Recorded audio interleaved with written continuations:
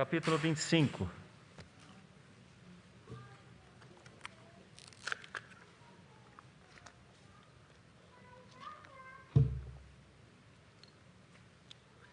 Versos de 1 a 13. Então o reino do céu será semelhante a 10 virgens que, tomando as suas lâmpadas, saíram a encontrar-se com o noivo. 5 dentre elas eram nécias e 5 prudentes. As nécias, ao tomarem as suas lâmpadas, não levaram azeite consigo. No entanto, as prudentes, além das lâmpadas, levaram azeite nas vasilhas. E tardando o noivo, foram todas tomadas de sono e adormeceram.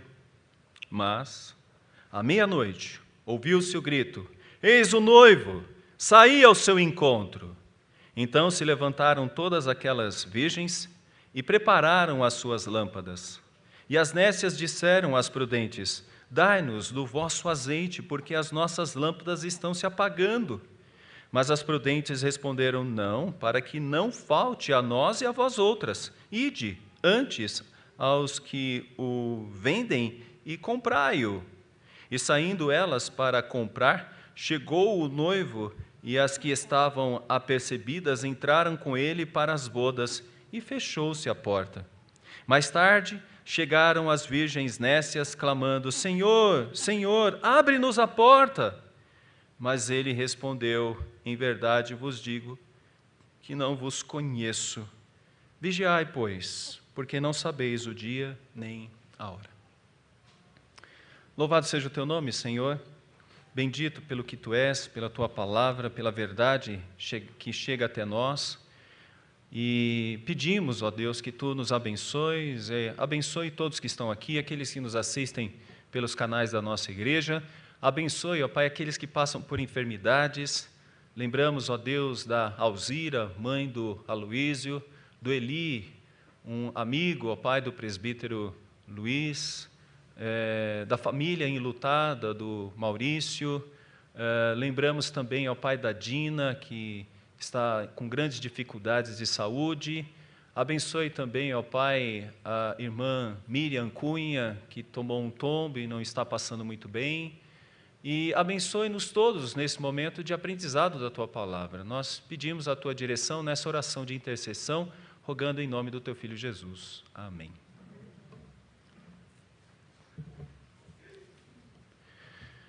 Meus caros irmãos, na manhã de hoje nós falamos sobre aqueles que estão do lado de fora da porta e são pessoas que não têm um contato direto com a palavra de Deus e que precisam ouvi-la, e a igreja é responsável por isso. Mais adiante, na próxima parábola, nós vamos ouvir algo sobre esta questão, na parábola dos talentos. Por ora, quero que nós entendamos um pouco mais a parábola das 10 damas de honra e gostaria que nós meditássemos um pouco mais sobre se preparando para o fim e ainda continuo com o tema além das lâmpadas. As crianças, se quiserem fazer algum desenho, alguma coisa enquanto estão ouvindo a mensagem, diria para que trabalhasse alguma coisa sobre verdade, o que é verdadeiro, né? Pensa numa coisa que é verdadeira e tente desenhar alguma coisa assim que você acha que tem que ser verdade mesmo, não pode ser mentira, não pode ser falso, alguma coisa que possa realmente mostrar algo de realidade, de verdade. Difícil, né? Os pais ajudam aí de alguma maneira, tá bom? Para que as crianças possam pensar em algo que não é fingido, mas que é verdadeiro, né? Que não é fingido, mas é verdadeiro. Bom, nós vamos falar um pouquinho mais sobre o tema além das lâmpadas, e hoje eu gostaria de trazer isso em 3 pontos, e gostaria que a igreja acompanhasse por meio de algumas coisas que nós já falamos a respeito da parábola, e algo novo que eu creio que precisa ser entendido nos meus estudos, eu creio que seja fundamental que a igreja saiba disso. Então, eu vou trabalhar em 3 aspectos. O contexto, de novo, para a época, para refletir e rever o que a gente já viu. O segundo ponto, a palavra aos discípulos. Por que Jesus está colocando esta esta parábola para os discípulos. E terceiro, gostaria que nós falássemos sobre uma ordem: sejamos verdadeiros. Sejamos verdadeiros. Então, vamos falar um pouquinho sobre o contexto dessa parábola, por que Jesus está citando o casamento em si, explicar um pouquinho sobre o casamento, a palavra para os discípulos, por que este exemplo está sendo ressaltado para os discípulos, e depois a segurança que nós devemos ter, ou seja, que sejamos verdadeiros, né? Esse é um ponto que eu creio que seja importante para a gente sair daqui hoje com esse sentimento de sermos verdadeiros. Isso é muito importante para a gente. Muitas vezes a gente não é verdadeiro. Depois eu tento explicar um pouquinho mais sobre isso para com os irmãos. Então, vamos de novo para o contexto da própria parábola em si. O que é um casamento nessa época? Meus irmãos, há primeiro um acordo entre o pai da noiva e o noivo. Há um processo de conversa. Nesse processo de conversa, os pais da noiva vão até a casa do noivo e conversam com o pai do noivo e ficam ali debatendo coisas sobre o dote. Eu já expliquei um pouquinho para vocês sobre o dote. Havia um contrato, quem iria ceder o quê para aquele casamento. Então, era uma negociação realmente, era de fato uma negociação. E, enquanto isso, aí entra a parábola, enquanto isso, lá, na casa da noiva, ela e mais as suas amigas, damas, ficavam esperando o retorno do noivo, ou seja, o noivo viria até a casa da noiva para buscá-la e levá-la para a sua casa ou a casa do pai do noivo para que ali fizesse uma festa, com tudo fechado e somente os convidados, uma grande festa. Bom, quem aqui já casou filha? Eu falando filha porque é bem conveniente, mas quem já casou um filho ou uma filha, né? Tem todo o trabalho de casar um filho e uma filha, né? Geralmente, eu creio que alguns de vocês se lembram da festa, alguns contribuíram com a festa. Bom, naquela época a festa durava só 7 dias. Então, imagina o trabalho, né? Por isso que Jesus participou de uma festa que acabou o vinho. Porque poderia acontecer se o mestre-sala, que era uma pessoa encarregada por cuidar da festa, não tomasse muito cuidado. Ou alguma coisa saísse do controle. Nesse quadro, né, de 7 dias, antes de chegar essa festa, essas damas ficavam perto ali da casa da noiva, cuidando, elas tinham que estar vestidas para aquilo, elas tinham que ajudar na preparação da noiva, e elas seriam responsáveis por conduzir, através de lâmpadas, o cortejo da casa da noiva até a casa do noivo. Isso com muita festa, com muita alegria, danças, e elas levavam nas mãos lâmpadas. Então não é uma lâmpadazinha assim, era uma espécie de tocha, na ponta de tocha uma bacia de bronze, nessa bacia de bronze panos úmidos de azeite, acendia, e ali começava uma espécie de iluminação do cortejo. A iluminação do cortejo. E provavelmente, se temos 10, a gente fica imaginando 5 de um lado e 5 do outro lado. E isso era importante, não havia iluminação. Elas ajudavam para que todos percebessem o cortejo, o caminho que estavam tomando, e ajudavam até a chegada na casa do noivo. E tinha uma outra coisa também, evitava que algumas pessoas entrassem em meio às trevas e participassem de uma festa de 7 dias, sem que nem ao menos fosse convidado. Então aquelas luzes eram muito importantes, porque eram aquelas luzes que brilhavam e a gente sabia, ali está o Joaquim, ali está o João, ali está a Maria, todos convidados para essa festa de alegria, que é a festa do casamento. Este contexto mostra que quem está se preparando para receber o noivo está preocupado com o que pode acontecer durante o trajeto. A preocupação é com relação ao período que ele pode vir. Geralmente era à noite, e sendo à noite, durante o cortejo era necessário que as luzes ficassem acesas. Seria uma grande afronta para a noiva, mas mais para o noivo, aquelas meninas desprovidas de azeite, porque aquelas lâmpadas duravam em torno de 15 minutos. E as distâncias não eram, muitas vezes, rápidas, eram distâncias longas. Então, ter azeite era muito importante. Ter azeite era muito importante.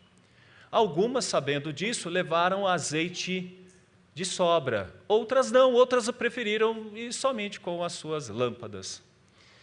E quando o noivo estava para chegar, algumas já perceberam que não tinha uma luz suficiente para iluminar. E aí o que elas fazem? Pedem para as outras. Só que as outras dizem, se isso acontecer, nós vamos diluir a força de iluminação. E nem vai dar para chegar lá na casa do noivo. Então nós não podemos fazer isso. Se vocês já não cuidaram disso, e nesse caso, se nós ajudarmos vocês, tudo vai ficar no escuro. Tudo vai ficar no escuro. Qual o melhor caminho? Vão atrás. E vejam se vocês encontram isso. Mas já era meia-noite. Meia-noite. E aí é mais difícil. Né? Mais difícil. Nós que passamos pela pandemia, nós sabemos disso. Quando você precisava de algumas coisas, vai assim, já é 9 horas, já está tudo fechado. E aí a gente falava, como é que a gente vai comprar agora? Está tudo fechado. Imagina, meia-noite. Nesse sentido, Jesus está mostrando o que ele já mostrou numa parábola anterior. Algumas pessoas estão envolvidas com todo aquele momento, mas não estão levando tão a sério o momento, tão a sério. Porque uma forma de demonstrar a seriedade do assunto era ter azeite de sobra, azeite extra. E não é isso que nós observamos. Então não há azeite extra. E é nesse sentido que Jesus está mostrando o drama da parábola. O drama da parábola é que algumas pessoas estão até envolvidas no processo ali do noivado, do casamento, mas essas pessoas não estão concentradas naquilo. Sabe quando você pega alguém sem atenção, ela está por perto, mas ela está... Porque o coração não está na coisa. Quando o coração não está em alguma coisa, fica difícil. Não sai. Então, Jesus está dizendo que no reino dele, algumas pessoas devem realmente ficar muito alerta. E esse é o sentido da parábola que ele coloca logo no último versículo, no verso 13. Vigiai, pois, porque não sabeis o dia e nem a hora. Não sabeis o dia e nem a hora. Aquelas damas poderiam pensar assim, talvez a negociação demore pouco e ainda seja no final da tarde, dê tempo, porque a gente pode fazer o cortejo sem ter lâmpadas, mas vai que se escurece, a gente tem um pouquinho até a chegada na casa. Só que o texto faz uma ênfase muito forte. O noivo demora. Olha que coisa interessante, o texto está pegando firme nisso. Demora. É como se ele estivesse dizendo aos discípulos, não pensem que vai ser no tempo de vocês. Não pensem que vai ser do jeito que vocês querem. Saiba que eu é que controlo o momento. Se nós olharmos no texto que a gente viu pela manhã, é dito algo assim, mas a respeito daquele dia, verso 36 do capítulo 24, mas a respeito daquele dia e hora, ninguém sabe, nem os anjos dos céus e nem o Filho do Homem, senão o Pai. Então, meus irmãos, isso já é uma primeira lição muito básica aqui para a gente. Tome muito cuidado com algumas pessoas, está vendo? É pandemia, olha essa pandemia. Jesus já está voltando, daqui a pouquinho ele está aí. E agora está todo mundo atento, né? Está todo mundo preocupado. As igrejas, de uma certa forma, estão até enchendo por causa disso. Porque vai que ele volta, né? Isso é um sinal, vai que... Não. Nós devemos estar prontos, independente de pandemia ou não, independente se tem problemas financeiros ou não, independente se tem problemas de saúde ou não. O crente tem que estar pronto constantemente, a todo momento o crente tem que estar pronto. Imagine se você soubesse agora que Cristo vai voltar no próximo domingo. Como seria essa semana para você? Como que você viveria essa semana? Eu tenho certeza que você não assistiria algumas coisas. Eu tenho certeza que os seus negócios seriam muito mais santos do que talvez foram nessa semana. E eu tenho certeza que você não falaria algumas coisas que não são verdades. Mas crente tem que viver como se Cristo estivesse voltando daqui a pouco. E é isso que ele quer ressaltar nesse texto. O Abner está chorando de novo. Então, o que Cristo quer dizer é que nós devemos ficar realmente atentos em toda e qualquer circunstância. Então, por isso que ele está ressaltando essa parábola. Mas, agora eu vou para o segundo ponto. E nesse segundo ponto, por que os discípulos estão ouvindo? E vão ouvir várias vezes, já ouviram na parábola do servo mau, estão ouvindo agora na parábola das 10 virgens e ouvirão de novo na parábola dos talentos. Por que os discípulos estão ouvindo isso? Alguns não sabem se são os 4 mais ligados a Cristo ou se são todos que estão ouvindo isso. Mas uma coisa nós sabemos, os discípulos é que estão ouvindo isso. Agora, por que eles estão ouvindo essa informação? E aqui vem uma explicação que talvez você não ouve tanto por aí, mas eu vou tentar trazê-la para nós nesta noite, tá bom? Nesta noite. Meus irmãos, pior do que alguém que está do lado de fora da porta, como eu falei hoje pela manhã, eu acho que vocês estão lembrados, pior do que alguém que está do lado de fora da porta, é alguém que está do lado de dentro da porta e acha que faz parte do reino, da festa e da mordomia do Senhor. É pior, é pior. Porque quem está lá fora talvez entenda que precisa de salvação, mas quem está dentro muitas vezes pensa que está tudo bem, só porque é um crente que já tem 30 anos de crente ou 40 anos de crente. Então, aqui é uma ressalva muito importante para aqueles que já têm uma vida pregressa na igreja, que já são servos de Deus há muito tempo. Porque o que o Senhor Jesus Cristo está dizendo é que os discípulos deveriam se preparar para o fim, tendo muito mais do que lâmpadas, deveriam ter azeite. Porque não adianta meramente ter lâmpadas, é necessário que você tenha azeite. E aqui eu quero que a gente observe bem a razão do porquê esse discurso para com os discípulos. Vá para o capítulo 23. Vá para o capítulo 23. E veja bem o que Jesus Cristo disse. Provavelmente ele falou isso na manhã de segunda ou na tarde já de segunda, perto da terça-feira. E o que ele falou para um grupo específico que vivia no contexto do templo, e ele falou no contexto do templo algumas coisas impressionantes. Observe o que ele falou.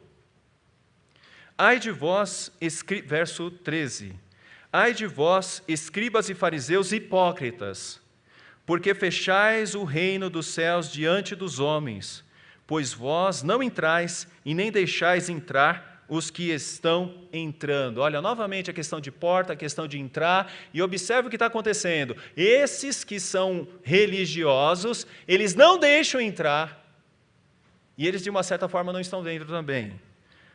14, ai de vós escribas e fariseus, de novo, hipócritas, porque devorais as casas das viúvas, e para o justificar fazeis longas orações, por isso sofrereis juízo muito mais severo.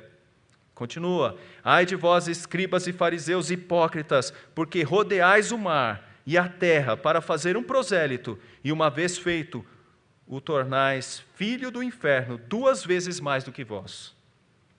Ai de vós, guias cegos, que dizeis, quem jurar pelo santuário, isto é nada, mas se alguém jurar pelo ouro do santuário, fica obrigado pelo que jurou. 17, insensatos e cegos, pois qual é o maior, o ouro ou o santuário que santifica o ouro? E dizeis, quem jurar pelo altar, isso é nada. Quem, porém, jurar pela oferta que está sobre o altar, fica obrigado pelo que jurou. Cegos, pois qual é o maior, a oferta ou o altar que santifica a oferta? Meus irmãos, todas as orientações aqui são muito fortes, porque está mostrando pessoas que são religiosas, mas que dão um jeitinho na sua religiosidade. Dão sempre um jeitinho. Dão sempre um jeito de ter uma religiosidade pela metade. Por exemplo, o Senhor Jesus Cristo diz que se você não perdoar o seu irmão, você não pode entrar no reino dos céus. E tem muitos crentes que falam, eu sou crente, mas não perdoa o irmão. Alguns crentes são dizimistas, mas não dão dízimo por gratidão, dão o dízimo para que possa ter uma coisa em troca. Isso não é um relacionamento amoroso. Isso é um relacionamento econômico, egoísta, mercantilista. Meus irmãos, por que Jesus Cristo está dizendo uma parábola nesse sentido para os discípulos? É porque Ele não quer que os discípulos sejam como os fariseus. Porque daqui a pouco Ele não estará mais com os discípulos. E Ele não quer que os discípulos vivam como vivem os fariseus, que mostram uma vida piedosa, mas no coração não é verdade, é uma hipocrisia. E esse é o principal problema dos crentes. O principal problema, como nós falamos aqui, não é a circuncisão de fora ou como o batismo, é o coração, quando o coração de fato não é de verdade de um crente. O que Jesus está dizendo é que enquanto se espera o fim, crentes devem evitar um grande problema que acontece, geralmente internamente. Quer ver como isso bate? Vamos para a parábola que já estudamos, capítulo de número 24, capítulo 24, verso 45. Olha só, quem é, pois, o servo fiel e prudente, capítulo 24, verso 45. Quem é, pois, o servo fiel e prudente, a quem o Senhor confiou os seus conservos para dar-lhes o sustento a seu tempo? Bem-aventurado aquele servo a quem o seu Senhor, quando vier, achar fazendo assim. Em verdade vos digo que lhe confiará todos os seus bens. Mas, se aquele servo, sendo mau, disser consigo mesmo, olha a qualidade dele, aquele servo sendo mau, disser consigo mesmo, eu quero que você preste bem atenção nisso, disser consigo mesmo, entendeu? Ele não está falando para ninguém, ele está dizendo com ele mesmo. E ele diz assim, meu senhor demora-se, e passar a espancar os seus companheiros, e a comer e a beber com ébrios, virá o Senhor daquele servo em dia em que não o espera, e em hora que não sabe, e castigá-lo-á. Agora, observe o que ele está dizendo. Lançando-lhe a sorte com os hipócritas. Ali haverá choro e ranger de dentes. Sabe qual é o principal problema de alguém que está na igreja? É hipócrita. Ele chega para o irmão e fala assim, eu te amo, meu irmão. Mas quando ele chega em casa, ele fala assim, nossa, você viu a roupa que aquele irmão está usando? Ou para a irmã, você viu quem ela é? É. Vamos orar por aquela família. Sabe o que significa isso? Que muitas vezes nós dizemos assim, vamos amar o nosso irmão. Mas muitas vezes nas nossas famílias há tanta briga entre os que são parentes, eu fico imaginando, entre os irmãos. Tem algo errado? É hipocrisia? E se pessoas vivem assim, podemos dizer que não estão cumprindo o que o Evangelho está dizendo. Tem lâmpadas, mas não tem azeite. Pode ser um crente que não falta na igreja, pode ser um crente que não deixa de dar o dízimo, pode ser um crente que é zeloso, talvez um oficial, talvez alguém que dê aula, mas se a vida dele não representa de fato uma realidade, é alguém que está na festa, que está no noivado, mas na verdade o seu coração não está no noivo, o seu coração está em si mesmo.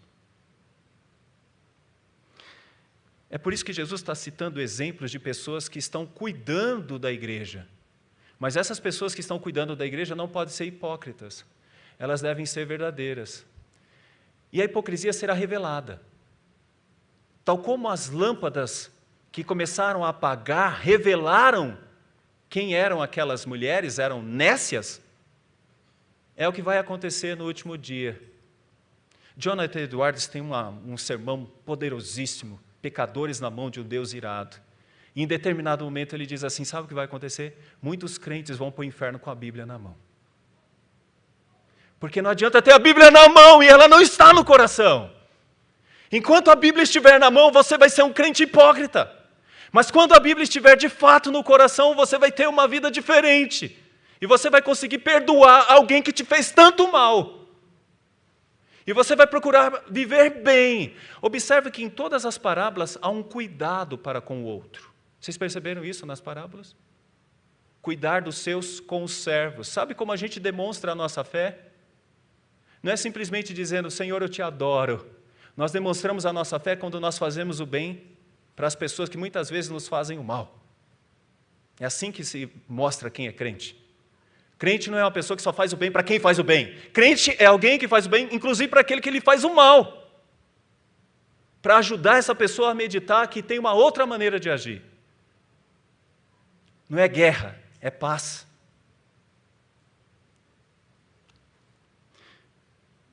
É nesse sentido que Jesus está ressaltando isso. E eu vou dizer por quê. Posso trazer mais algumas informações para vocês, né? Posso trazer mais algumas para vocês.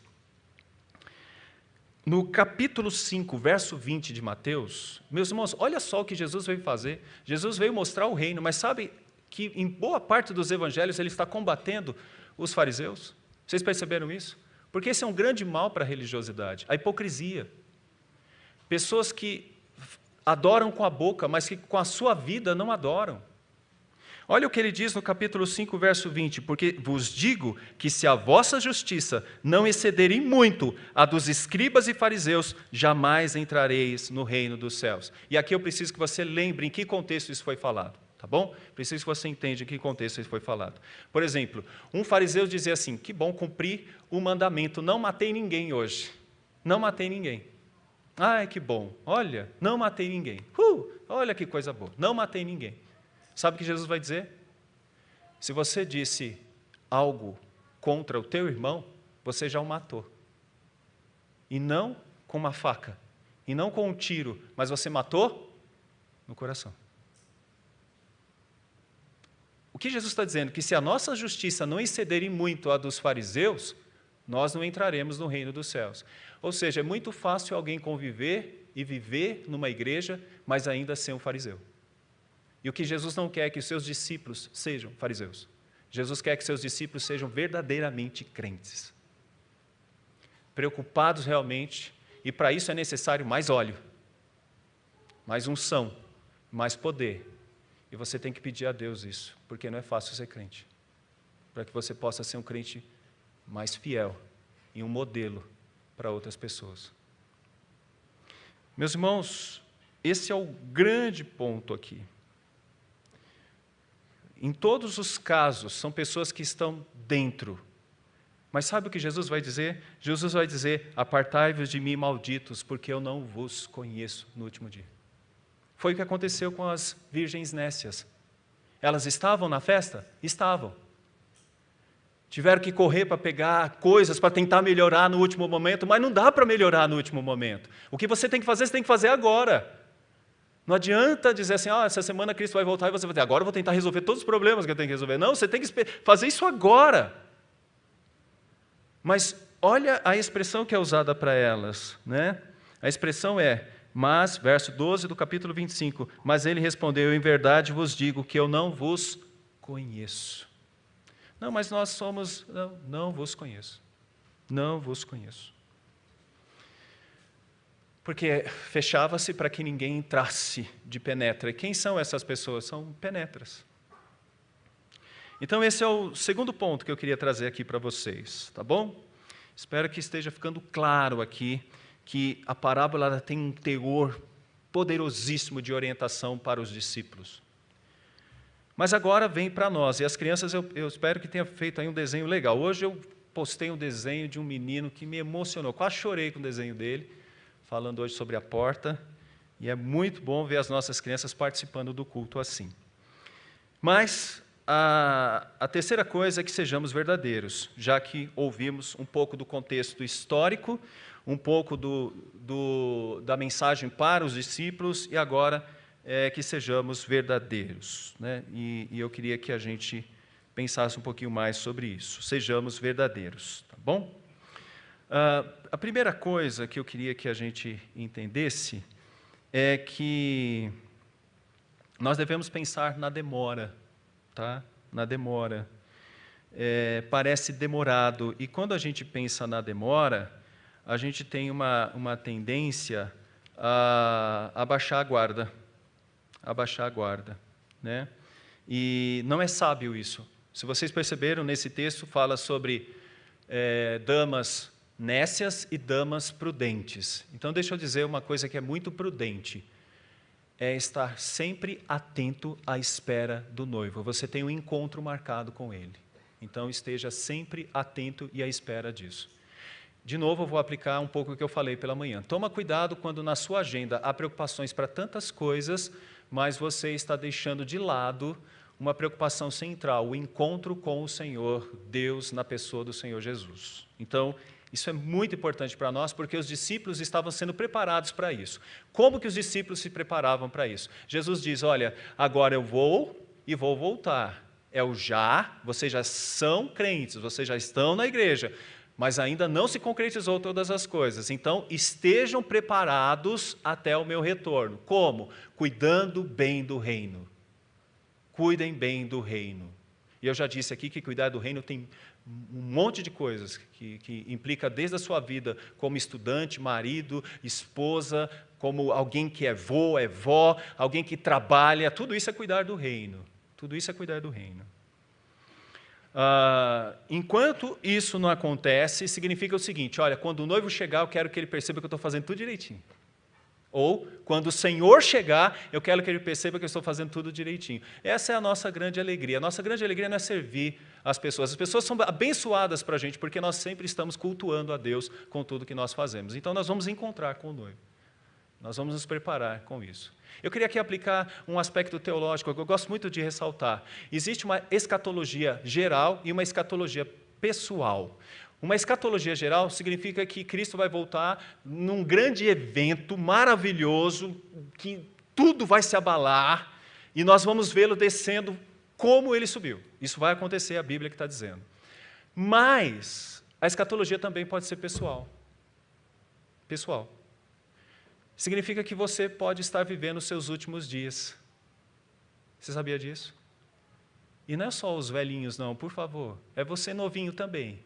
Que você pode dizer assim, ufa, ainda bem que o meu ainda falta um pouco. Não, você não sabe. Você não sabe. É como você deve estar preparado para o retorno de Cristo na grande parousia, ou como você deve estar preparado por Cristo, para o retorno de Cristo pessoalmente. E aí eu tenho que fazer essa pergunta para você. Se o noivo voltar, como que está você? Como que você está?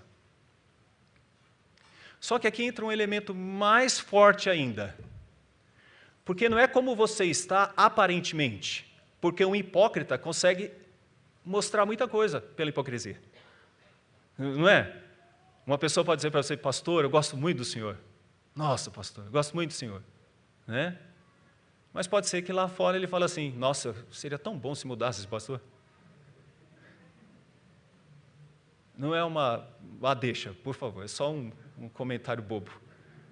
Mas alguns podem pensar assim, olha, na frente dele, sorrisos. Atrás, nossa, isso é hipocrisia. Mas, com relação às coisas de Deus, é muito mais sério. Porque uma coisa é você lidar com pessoas fazendo isso, mas outra coisa é lidar com Deus. E aí entra um ponto muito importante para a gente. O noivo está voltando, mas aqui entra um elemento essencial que é o final da parábola. Vigiai, pois não sabeis o dia nem a hora. Vigiai, porque não sabeis o dia e nem a hora. E é engraçado que a vigilância, alguém pode pensar assim, vigilância é como se eu estivesse numa torre esperando que alguma coisa acontecesse. A vigilância aqui é muito mais séria, é uma vigilância interna do coração, porque o pior problema não são suas atitudes externas, o pior problema são as suas atitudes internas. Uma atitude interna, quando de fato não é coerente com o querer de Deus, ela pode ser extremamente complicada. Extremamente complicada. Muitas vezes as pessoas são interesseiras. E eu já vi muitos jovens se aproximando da igreja e dizendo, não, eu gosto muito da teologia reformada. Que nada, ele gosta da Maria que está na igreja. Eu sou um admirador da teologia reformada, eu gosto muito da teologia reformada, eu ouço os sermões do Augusto Nicodemos, mas o coração dele, na verdade, está na Maria. E que não é errado, mas era interessante que ele estivesse gostando de Deus acima de qualquer coisa e que em meio a isso ele pudesse também ser abençoado com a companhia da Maria. Mas algumas pessoas não têm o coração em Deus, têm o coração nas pessoas. Por exemplo, tem pessoas que têm o coração nas obras. Nas obras. Eu estou tão ativo na UPA, nossa, eu amo a UPA, eu gosto tanto da UPA, eu quero a UPA. Mas, na verdade, ele não está preocupado com Deus. Ele está preocupado com a fama dele na UPA. Alguém pode se envolver numa obra na igreja e está tão envolvido nessa obra, mas ele não está envolvido com Deus, ele está envolvido com a obra. E ele fica muito chateado se alguém não chega e não dá um tapinha nas costas dele e diz, nossa, como foi bom o que você fez. Porque, na verdade, a recompensa que ele quer receber é das pessoas. Deixa eu dizer algo sobre os fariseus. Ele fazia jejum, sabe como? Com o semblante caído. Estou fazendo jejum. E todo mundo olhava para ele e falava, nossa, o homem está fazendo jejum. Que consagrado. Orava na praça, para que todo mundo percebesse que ele estava orando. E quando ele dava esmola, era algo mais ou menos assim, gente, aqui um miserável, aqui, ó, eu vou dar esmolas, está aqui, ó, ei, aqui, ó, estou dando esmolas. Jesus vai dizer, olha, sabe o que você deve fazer? Quando você for jejuar, passa óleo sobre a cabeça. E quando você for orar, vai para a tua casa, fecha a tua porta e em secreto fala com teu pai que está te ouvindo. E quando você for dar esmola, que uma mão não veja o que a outra está dando. Porque os fariseus já receberam a recompensa deles. De onde vem a recompensa deles? Dos tapinhas nas costas. Recebeu aqui um tapinha nas costas. E é por isso que eu fico muito chateado quando alguém diz assim, reverendo, eu trabalhei tanto para aquela igreja e eles não me reconhecem. Eu diria, meu irmão, você trabalhou para a igreja? É para a igreja que você trabalhou? Você se esforçou tanto para quem? Esse é o problema, meus irmãos. Algumas pessoas estão mais interessadas na festa do que no noivo. E algumas pessoas aqui estavam mais interessadas realmente na correria da festa do que no noivo.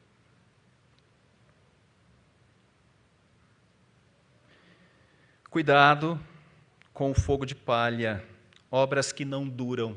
Vocês perceberam que algumas estavam com fogo e foi se apagando e elas tiveram que imediatamente pedir mais azeite para outras, para que elas pudessem alimentar o seu fogo?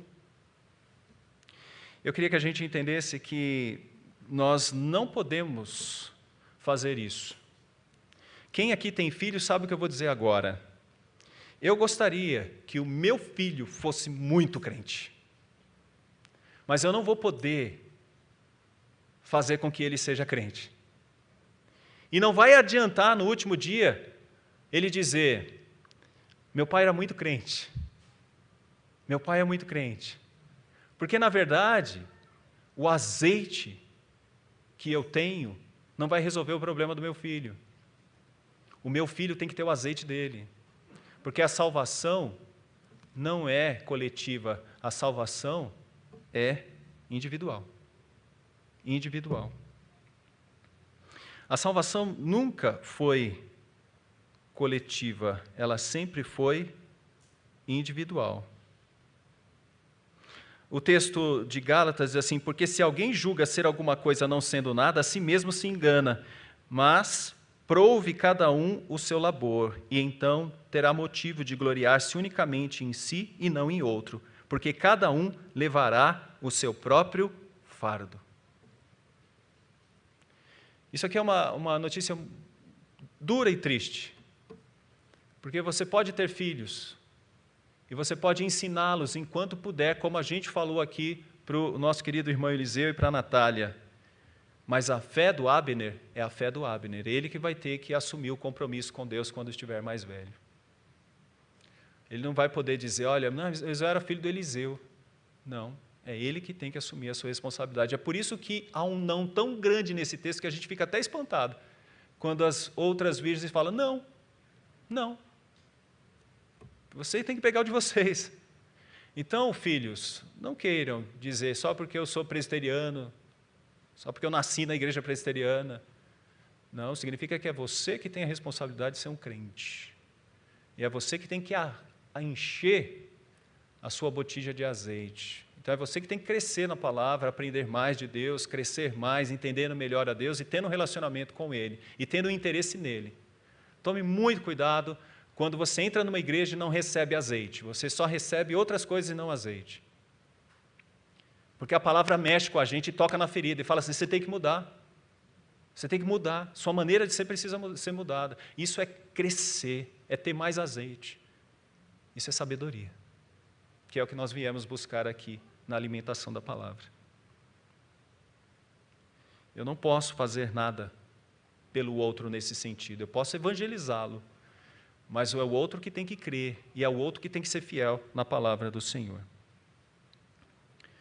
Por isso, precisamos de uma vigilância externa e uma vigilância interna. Não quer dizer que a vigilância externa não possa ser usada. Porque alguém vai dizer assim, não, mas eu tenho uma vigilância interna, por isso que eu não fico me mostrando para ninguém, não fico fazendo nada. Não, precisa. O crente precisa frequentar a igreja. De novo eu vou tocar nisso. Nós estamos ainda no período de pandemia, mas esperamos em Deus que logo acabe. E crente precisa estar com crente. Para quê? Para que você se chateie com crente. Para que você fique nervoso com crente. Para que você fique nervoso nas coisas que acontecem na igreja. Sabe por quê? Porque nós somos assim, pessoas imperfeitas que precisamos crescer com as nossas imperfeições. É externamente, numa vida externa. Eu não vou na igreja não, tem um monte de hipócrita lá. Bom, a gente poderia dizer que sempre há espaço para mais um, mas não é isso. Não é isso. É que nós somos uma comunidade de pecadores que precisa melhorar. Eu preciso melhorar, você precisa melhorar. E conviver com crentes é uma excelente oportunidade para crescer e amadurecer na fé. Lá não tem pessoas perfeitas. Não tem mesmo. Porque nós somos cientes de que não somos perfeitos. Mas externamente precisamos estar juntos e conviver com os crentes. Os adolescentes precisam da união dos adolescentes, os jovens precisam da união dos jovens, as mulheres da união das mulheres, os homens da união dos homens.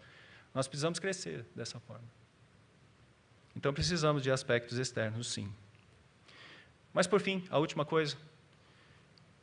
De novo, o que trouxemos pela manhã. Em todos os textos tem porta, vocês perceberam? Já viram, né? Já explicamos bem isso pela manhã. No capítulo 24, a porta da arca. Ainda os servos que são jogados para o lado de fora. Nas virgens, as mulheres que ficam para o lado de fora da porta, porque a porta é fechada. No texto que vamos estudar no próximo encontro, no versículo 30, o servo inútil, lançai-o para fora nas trevas, ali haverá choro e ranger de dentes. Eu queria que você percebesse o seguinte: Caim estava dentro da arca, mas não demorou muito, ele foi colocado do lado de fora. O servo estava cuidando das coisas do seu senhor, mas depois foi colocado do lado de fora. As nécias se encontraram do lado de fora. Aqueles que receberam os talentos e não cuidaram como deveria ser cuidado, foi colocado do lado de fora.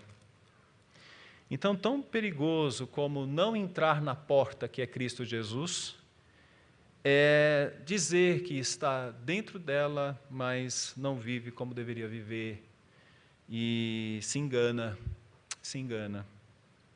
Então, a gente pode dizer uma coisa: para todos os crentes, ainda a porta está aberta, mas para que você entre vigilante e cuidando do seu estado interior.